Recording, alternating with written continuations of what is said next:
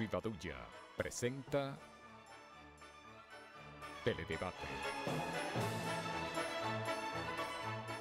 con Ramón Reyes, Alex Jiménez y Dilenia Cruz. Teledebate, objetivo y veraz, siempre fiel a la verdad.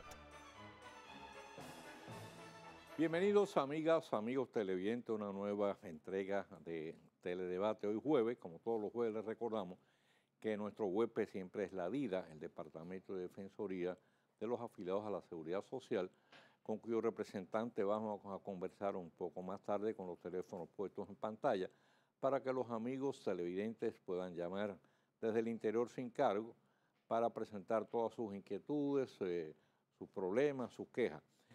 La frase hoy dice así: si aplicamos la filosofía del ojo por ojo, todos terminaremos por quedarnos ciegos. Esto lo dijo el Mahatma Gandhi. Y un día como hoy, en el año 1541, el conquistador del Perú, Francisco Pizarro, fue asesinado por los propios españoles. En 1908 nació Salvador Allende, médico de profesión.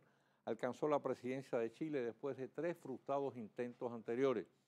Su gobierno terminó trágicamente a consecuencia de un violento golpe militar encabezado por el general Augusto Pinochet. Rodeado en el Palacio Presidencial de la Moneda por las fuerzas golpistas, Allende puso fin a su vida por propia mano. En 1945, con la participación de 50 países, se constituyó la Organización de las Naciones Unidas. Al presente, la ONU cuenta con casi 200 países miembros, aunque las decisiones trascendentales recaen en el Consejo de Seguridad, integrado solamente por Estados Unidos, Rusia, China, Francia y el Reino Unido y Gran Bretaña, los cuales tienen que ser tomadas a unanimidad porque cada uno de ellos posee poder de veto. En 1959, Trujillo rompió relaciones con el gobierno cubano por el apoyo que éste le prestó a las expediciones de sus opositores, iniciadas el 14 de junio en Constanza. Y en 1989, no obstante las hondas diferencias políticas que los enfrentaban, el presidente Joaquín Balaguer condecoró en Palacio al profesor Juan Bosch con la Orden al Mérito de Duarte Sánchez y Mella en el grado Gran Cruz Placa de Oro, la más elevada distinción que concede el Estado Dominicano. La actualidad, como siempre, presenta distintos rostros, pues tenemos varias informaciones de importancia en el sector energético. Hay que saludar el acuerdo que han arribado a la Corporación Dominicana de Empresas Estatales de Electricidad y la Dominican Power Partners del Grupo AES para la conversión a ciclo combinado de las plantas Los Minas 5 y 6, lo que permitirá ampliar su capacidad de generación a gas natural de 210 a 270 megavatios. La inversión es de 260 millones de dólares y se espera esté operando a comienzos del próximo año. El acuerdo no requiere de garantías del Estado y representará un ahorro de 120 millones de dólares al año con un compromiso de compra de energía y potencia de tan solo 6 años. Por otro lado, la Cámara de Diputados impartió su aprobación al contrato para la construcción de las 2 plantas a carbón que aportarán más de 760 megas al sistema eléctrico a un costo de producción más económico y que se espera entren en operación antes de que finalice su mandato del actual gobierno. Y una importante llamada de advertencia por parte del recién juramentado ministro de Energía y Minas, Pelegrín Castillo, sobre la baja capacidad de reserva de combustible de que dispone el país, pendiente de la prometida convocatoria de entidades y técnicos vinculados a la minería, para acabar de fijar una indispensable política en este sentido que permita el aprovechamiento de reservas de que dispone el territorio nacional en consonancia con la preservación del medio ambiente en el marco de contratos de explotación que resulten beneficiosos para el país. Por nueva vez se quedó con el moño hecho el legislador dominicano Adriano Espaillá en su intento de vencer al viejo zorro político Charles Rangel. En oposición al apoyo y buenos deseos que recibió aquí, resaltó la columna publicada en el Listín Diario por el dominicano J.C. Malón, residente allá en los Estados Unidos, pronosticando la derrota del criollo. Ahora habrá que renegociar con Rangel para obtener su respaldo en ciertas medidas a favor de la comunidad dominicana en el exterior. Zobeida Félix se ha convertido en tema mediático y posible controversia legal por el lugar de su residencia.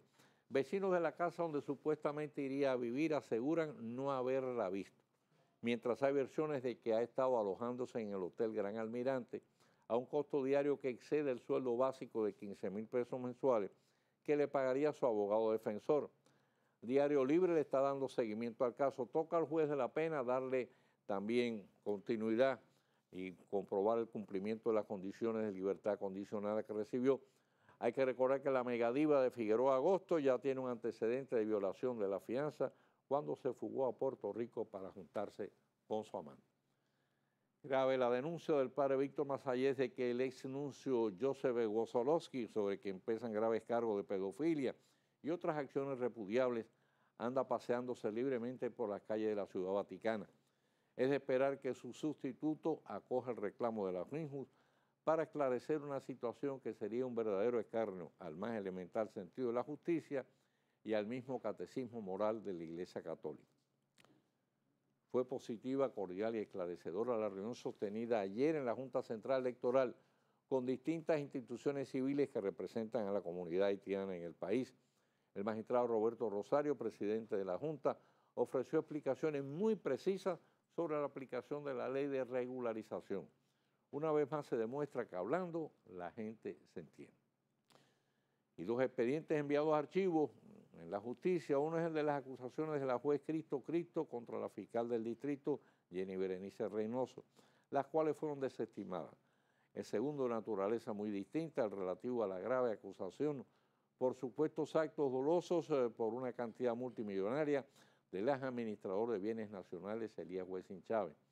La Procuradora contra la Corrupción Pública califica la decisión de la Suprema de inconstitucional y un grave traspiés en la lucha contra la corrupción de los funcionarios de la administración pública. En todo caso, uno más de los tantos que crean una sensación de impunidad y desaliento en la ciudadanía. Bien, pues vamos a hacer una pausa y cuando regresemos ya vamos a estar conversando con nuestro huésped de hoy en Teledebate.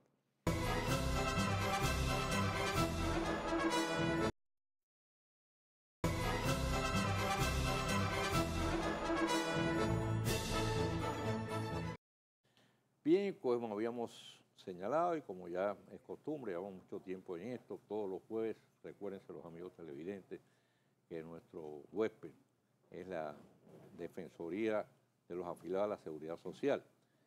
Hoy está representado por el licenciado Fribio Castellanos.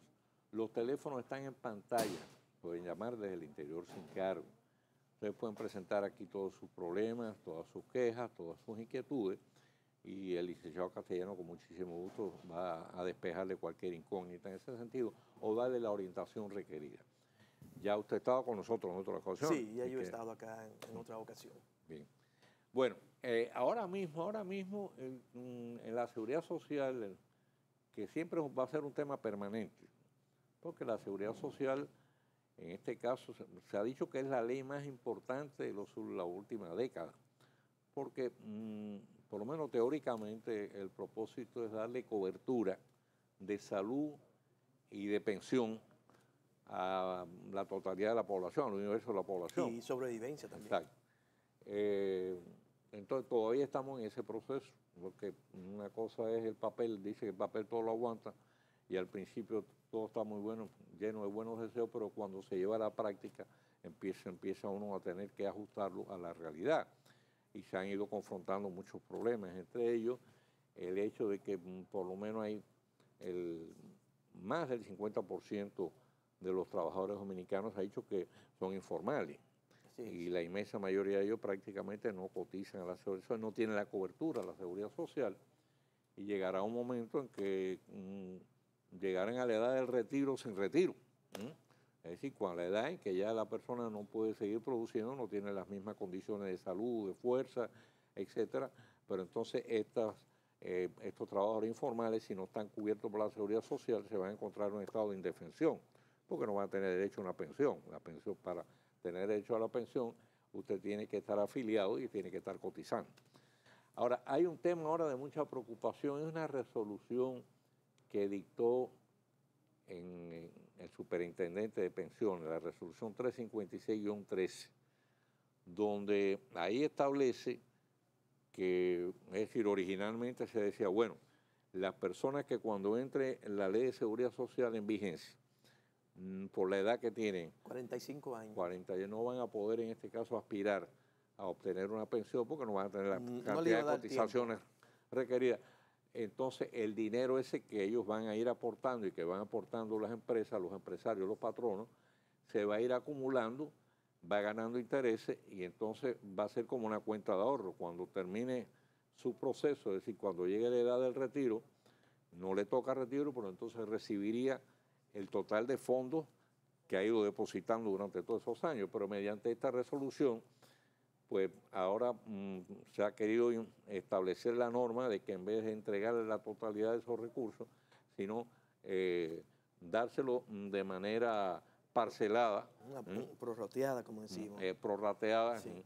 y eso ha traído muchas quejas, como es natural, porque todas estas personas que han estado aportando, pues tenían ya posiblemente hecho su cuadro mental, decir, bueno, cuando me retire, cuando yo le dé retiro, voy a recibir una cantidad X, la voy a poder dedicar a un negocio, a lo que sea, y de pronto le dice, no, mire, ya la regla de juego no es la misma. Entonces, creo que eso está ahora mismo en proceso de revisión. Sí.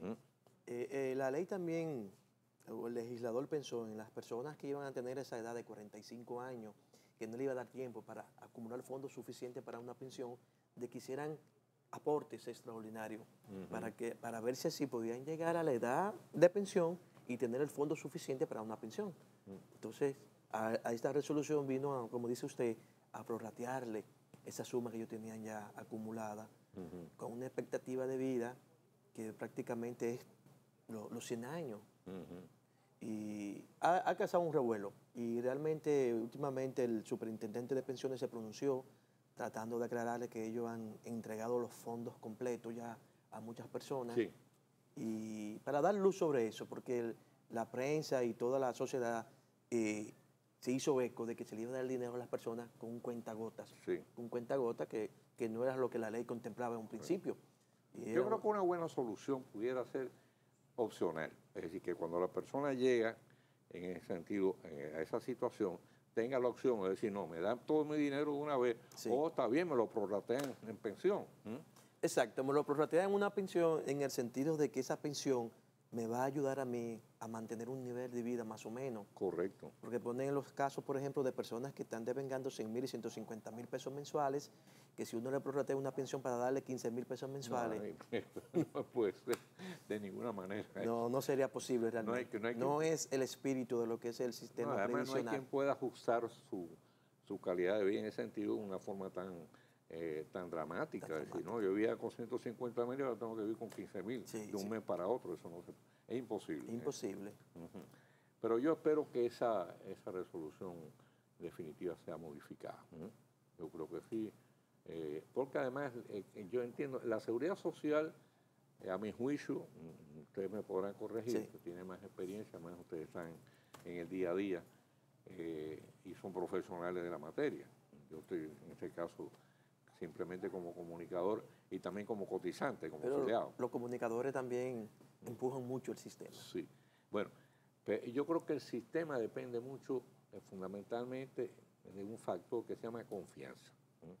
Es decir, la persona tiene la confianza de que va a estar aportando todo eso durante todos esos años y que al final, bueno, pues va a recibir o la pensión o va a recibir la cantidad total, dependiendo de cuál sea la situación.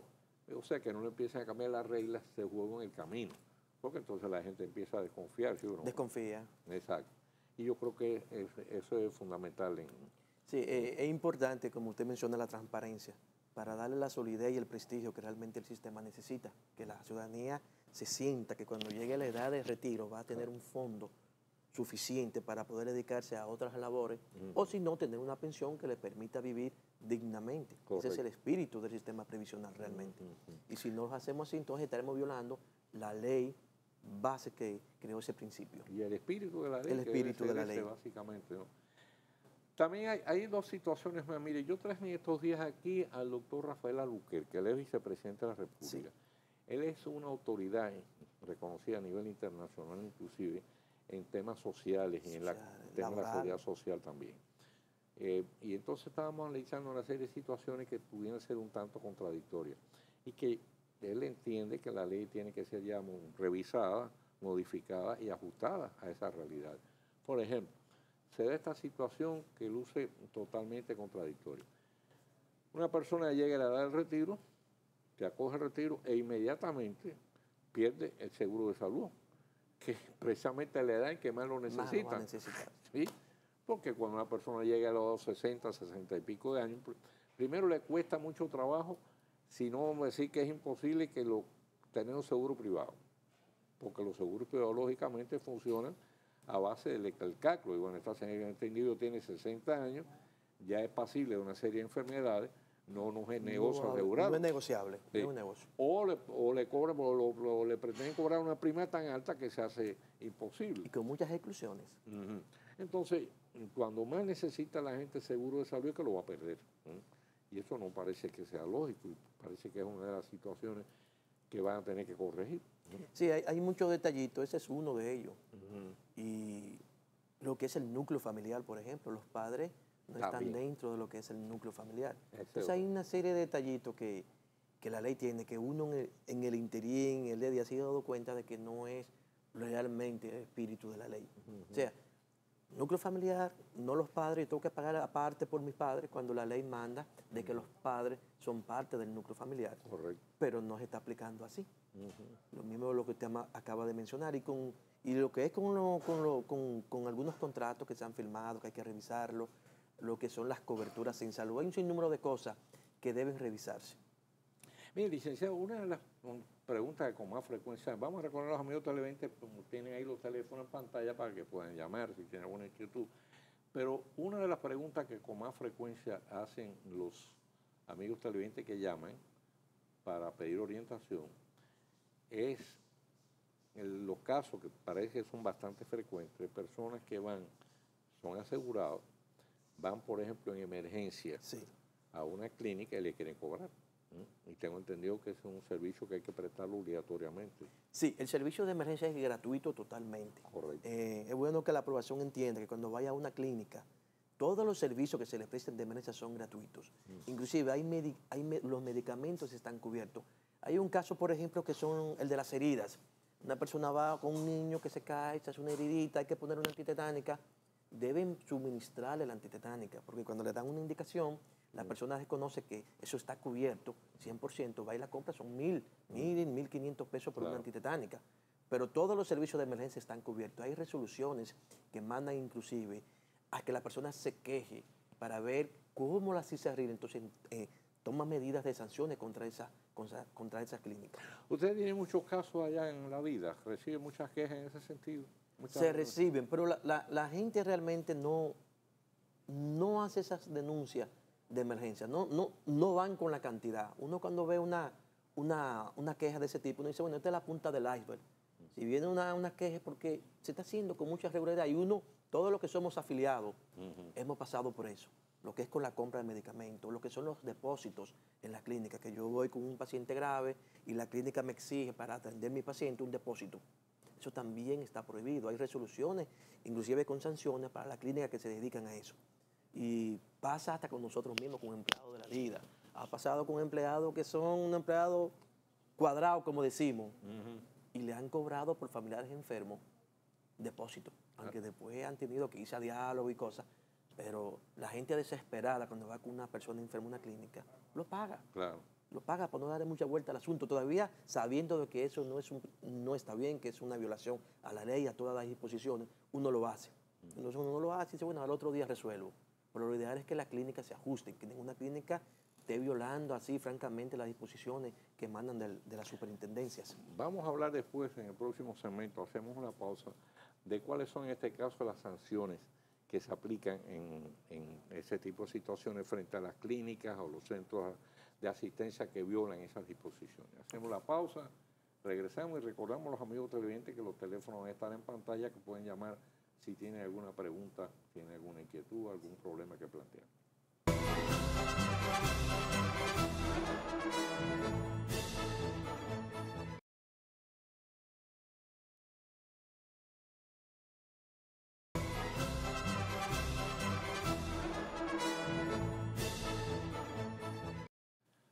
Bien, estamos conversando con el doctor Frido Castellanos, quien presta servicios en la vida, en el área básicamente de salud. Sí. Y ese es un tema donde mucha gente tiene un total nivel de ignorancia sobre los derechos que les corresponden. Estábamos hablando fuera de cámara del caso de los accidentes, de los accidentes laborales y de los accidentes que no son laborales. Que no son laborales. Pero en ambos casos hay cobertura por parte del sistema de la seguridad social. Sí, el sistema de la seguridad social le da cobertura a ambos casos. Por ejemplo, lo que son los accidentes laborales y lo que son los accidentes ya comunes. Un accidente laboral es el que ocurre en el camino al trabajo. Desde que yo salgo de mi casa y me dirijo al trabajo, estoy cubierto por el seguro de riesgo laboral. Desde que salgo del trabajo y vuelvo a mi casa, estoy cubierto. Si de mi casa voy a comer, estoy cubierto. Si voy a la estancia infantil, estoy cubierto. Todo lo que se relaciona con la jornada de trabajo. Sí, y si voy del trabajo a mis estudios, porque soy estudiante, sí, también estoy cubierto, siempre y cuando hay una ruta reglamentada que la sabe el empleador. Sí.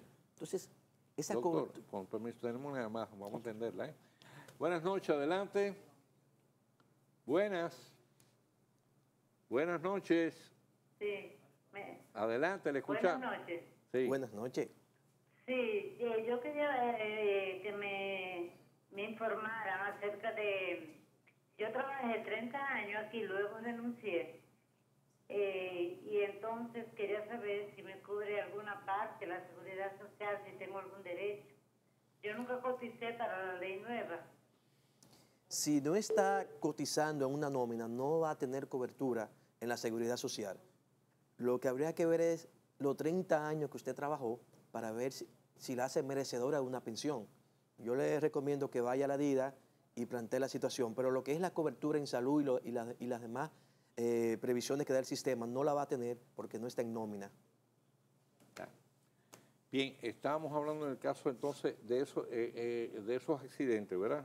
Podemos decir, dentro de lo que es el horario laboral. Laboral. Exacto. Y en la ruta habitual que una persona hace. Exacto, que incluye precisamente la ida y el regreso. La vuelta, a la casa, el trabajo, correcto, a la universidad, a comer. O sea, bien, ¿cuánto es en ese sentido, a cuánto asciende la cobertura? No, la cobertura en accidente laboral es total. Total. Total. 100%. Ahí no hay que buscar ni catálogo de servicio, ni nada.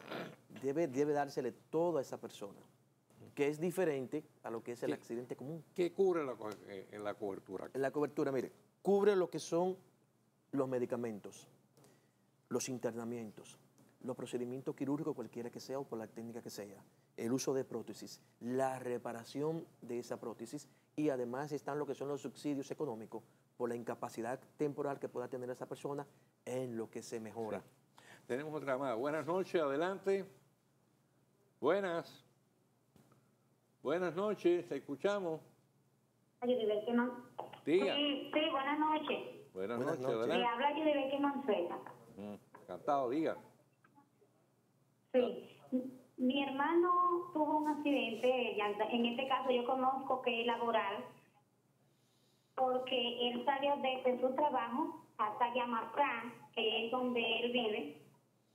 Eso fue el martes. En el transcurso del camino, él tuvo un accidente en el kilómetro 20. Entonces, en este caso yo entiendo que le cubre totalmente, ¿verdad que sí? Como decíamos hace un momentito, si es su ruta habitual, trabajo-casa, le va a cubrir. Porque hay unos detallitos, porque cuando sucede un accidente, entonces hay un servicio de investigación que se pone en marcha para determinar si esa es la ruta habitual que él tiene estipulada de su casa al trabajo.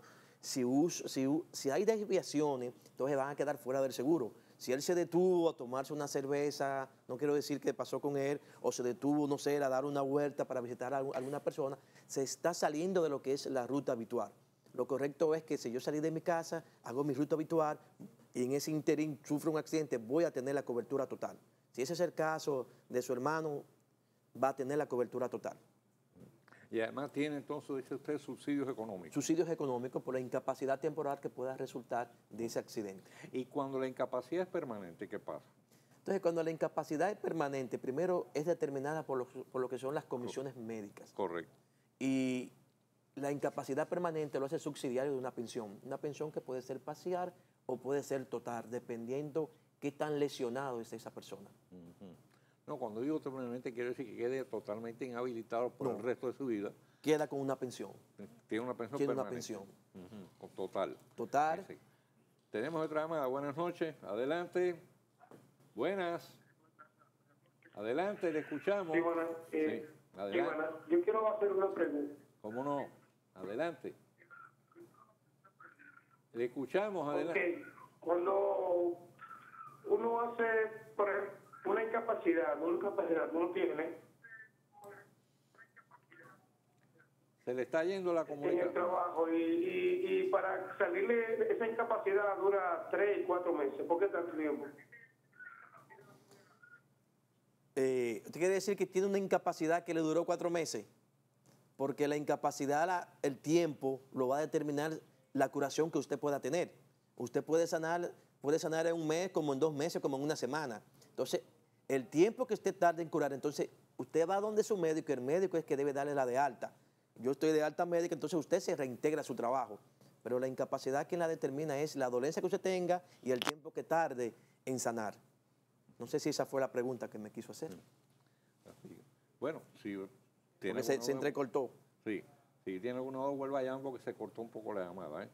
Bien, y entonces cuando el accidente no es laboral, ¿tenemos otra llamada?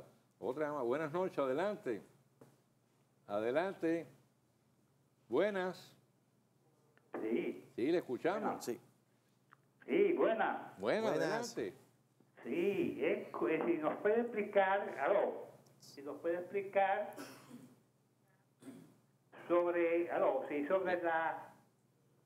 el proyecto que hay del BANDEC, el Banco de Exportación, donde supuestamente habrá 10.000 millones de pesos invertidos por el Fondo de Pensiones. Y si nos puede explicar algo sobre eso, que no estamos muy claros. Sobre el BANDEC, lo más que yo puedo decir es lo que dice la prensa. El presidente ha dispuesto la conversión de un banco, ¿no? El Banco Nacional de la Vivienda, en lo que es un banco de exportación. Y para eso ha mandado un proyecto de ley al Congreso donde se pretende que de allá se tomen 10.000 millones de pesos para financiar o para poner en ejecución dicho banco. La sociedad se ha hecho eco de esa noticia, todo el mundo ha dado su opinión y se espera que no se realice. No se Lo más probable en este caso es que ese tipo de proyecto de ley se ha sacado a vista pública. Exacto. Entonces, porque ha habido en ese sentido toda una serie de objeciones y de oposición a que los fondos de la seguridad social puedan en este caso pues financiar ese banco. Además, había que ver si no viola también la ley de seguridad social, que establece cómo deben en este caso invertirse los fondos de la misma, ¿no? Cómo deben invertirse los fondos y cada AFP elige cómo invertirlo. O sea que eso está pendiente todavía en el Congreso. Tenemos otra llamada. Buenas noches. Adelante. Buenas. Sí, buenas. Sí, adelante. Sí, buenas. La pregunta de ahorita era, cuando uno llega de una incapacidad,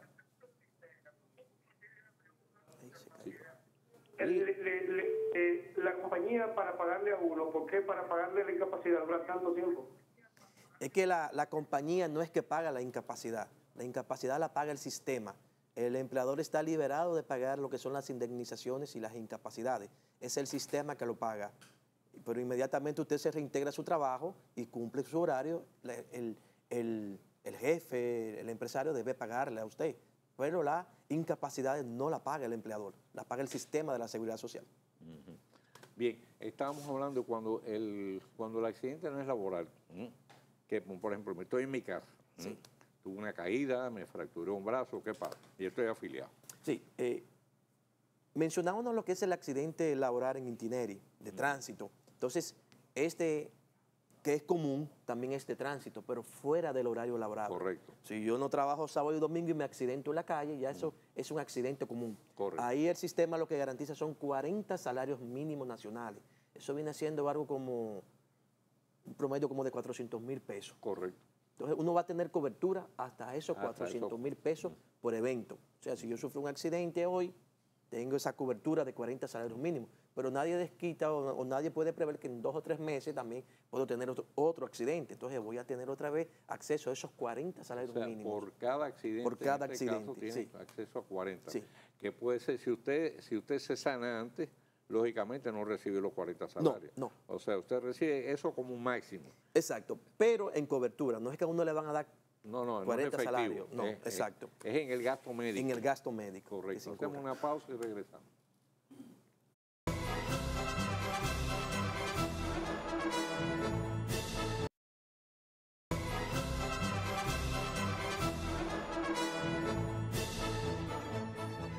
Bien, seguimos conversando con el doctor Frío Castellanos, quien hoy está representando a la DIDA, el Departamento de Defensoría de los afiliados a la Seguridad Social, con los teléfonos en pantalla para que los amigos televidentes puedan hacer su llamada, presentar sus inquietudes, sus problemas, sus quejas. Estábamos hablando del caso este de los accidentes. Parece que hay mucha gente que ignora ese derecho que tiene. Por lo menos he leído, por ejemplo, que parece que la proporción de accidentes que se reportan es muy inferior a los que realmente se producen. Es posible, sí. Siendo este uno de los países donde más accidentes de tránsito se producen, donde más muertes quizás por accidentes de tránsito se producen. Y las personas realmente ven un accidente de tránsito como una cobertura en salud normal. No la ven como que es un derecho y lo que mandan las normativas sobre lo que son los gastos en salud, que como decíamos hace un momento, eran de 40 salarios mínimos nacionales.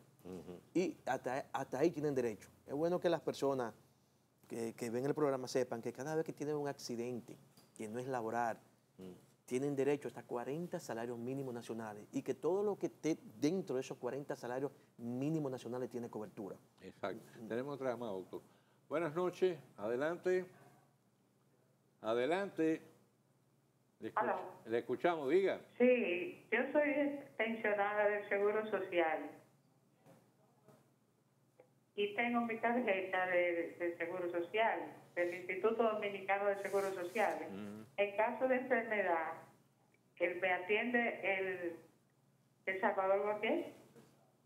Sí, el Salvador Gautier tiene su propia red de prestadores.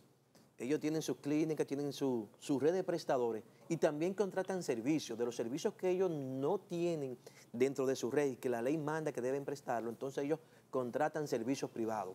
Es decir, que puede ser que todos los servicios que usted demande estén dentro de la misma red de prestadores, que es bastante amplia, del IDSS, o lo que no tengan, la manden a otro lugar donde ellos deben pagar y lo pagan esos servicios. Y una pregunta sobre la cobertura de los dependientes. Por ejemplo, los hijos menores de 21 años están cubiertos por el seguro de salud del afiliado. Sí. Sin costo. Sin costo. En cambio, los padres sí tienen, por los padres sí hay que pagar. Sí, ¿no? por los padres deben pagar. Porque por cosas de malas interpretaciones de la ley, entonces los padres han quedado fuera de lo que es el núcleo familiar. Entonces los niños menores hasta los 18 años están en cobertura, por ello no se paga. Y hasta los 21 años también si están estudiando y demuestran con una constancia de que están estudiando. Y es bueno aclarar a las personas para que sepan que cuando su niño tenga 17 años, que pase ya, esté próximo a cumplir los 18 años de edad, que se acerquen a la ARS para que no lo saquen de la nómina, del sistema, o sea, y tengan que perder un tiempo, porque en ese interín se ha dado el caso de que han sufrido accidentes, niños, y entonces han quedado fuera de la cobertura. Cuando estén próximos a cumplir los 18 años, que acudan a la ARS con la nueva cédula, con su carta de estudio, para que sea incorporado y así no pierdan beneficio y no le toque por mala suerte que suceda algo en ese interín de tiempo. O sea que inmediatamente que el hijo llega a los 18 años, si no está estudiando, ahí mismo lo sacan del sistema. Lo sacan del sistema. Pero como usted advierte, cuando usted no espere que cumple 18 años si él está estudiando. Sí. O sea, cuando usted va antes, 2 o 3 meses antes, dice, no, Pérez, mi hijo está estudiando, entonces la cobertura se extiende hasta los 21 años. Hasta los 21 años. Bien, en el caso de las personas, por ejemplo, que reciben una liquidación,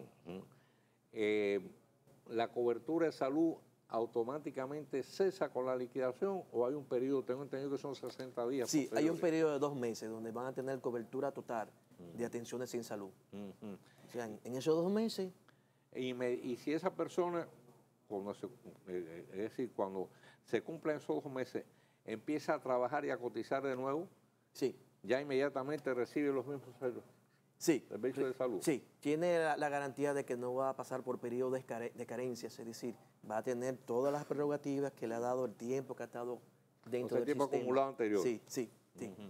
Ahora, si deja pasar ese tiempo, Correcto. si no consigue trabajo por lo que sea, entonces va a empezar de nuevo otra vez. Ujú. O sea que en este caso, si una persona pide su liquidación, escuchen bien que esto es importante.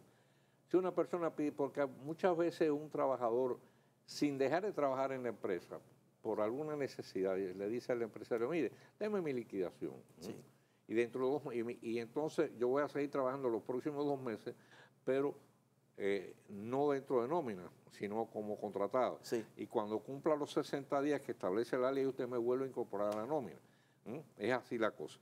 Entonces, si ese trabajador inmediatamente que termine los 60 días pasa a la nómina otra vez, conserva los derechos adquiridos. Los derechos adquiridos. Sí. Ahora, si deja pasar ese tiempo, entonces lo pierde. Lo pierde. Y es importante, por ejemplo, lo que son las enfermedades de alto costo. La cobertura para llegar hasta 1 millón de pesos viene dada por niveles de meses Correcto. que se van acumulando. Entonces, si yo tengo, por ejemplo, 1 año, yo tengo la cobertura de 1 millón de pesos. Pero si no tengo el año, no lo tengo. Entonces, eso puede suceder con personas que salgan de la nómina, que pasen mucho tiempo para volver a incorporarse a una nómina, pierden esos privilegios y esos requisitos, entonces las cosas son diferentes. Cuando se habla de enfermedades catastróficas, ¿de qué tipo de enfermedades estamos hablando? Tenemos una cantidad específica de enfermedades identificadas. Sí, ¿Cuáles son? las enfermedades catastróficas o ruinosas, le decimos así porque son de difícil manejo, difícil tratamiento y hasta de difícil diagnóstico. Y costo elevado. Y costo elevado. Entonces, nosotros disponemos de 1 millón de pesos para eso. Ahora, nuestro catálogo de servicios... Perdón, ¿es 1 millón de pesos anual o es 1 millón de pesos una sola vez? Anual. Anual. Anual. Y pasa el año, ese año fiscal, entonces vuelve y se repone ese 1 millón de pesos. Entonces, tenemos, por ejemplo, 18 enfermedades identificadas como 18. catastróficas solamente en nuestro sistema. Entre ellas tenemos lo que son el cáncer, lo que son la prótesis de cadera, de rodilla, de hombro, lo que es la escoliosis, lo que es la hemodiálisis, lo que es el trasplante renal, lo que es el trasplante de córnea, entre otros. Son 18 renglones. ¿La prótesis, en este caso de cadera, se considera una catastrófica? Se considera catastrófica porque son costosas. Bueno. Son costosas. Y para una familia promedio, tener acceso a una prótesis de cadera se hace difícil porque muchas de ellas rondan hasta el $500,000 de pesos. Y si no tenemos un seguro, si la prótesis ronda casi por los 200, 300 mil pesos, más los honorarios que va a cobrar el médico, más el internamiento, eso se lleva casi $1 millón de pesos actualmente. Lo mismo que son las cirugías de escoliosis. Bueno, se nos agotó el tiempo, doctor, pero yo creo que han sido muy interesantes las exposiciones suyas y la mejor demostración es la cantidad de llamadas que usted ha recibido. Qué bien. Sí. Estamos aquí para informar siempre. Sí, vamos a ver si usted, pues, pronto usted se nos anima y vuelve Siempre. otra vez aquí a estar con nosotros en Teledebate.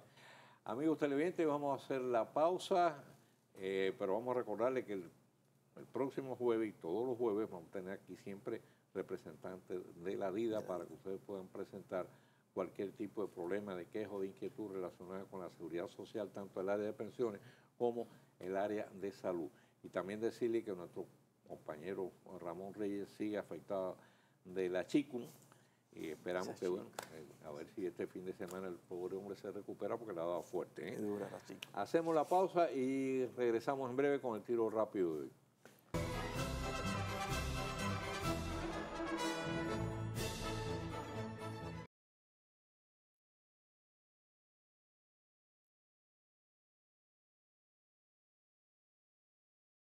Teledebate, el tiro rápido de Mario Rivadavia.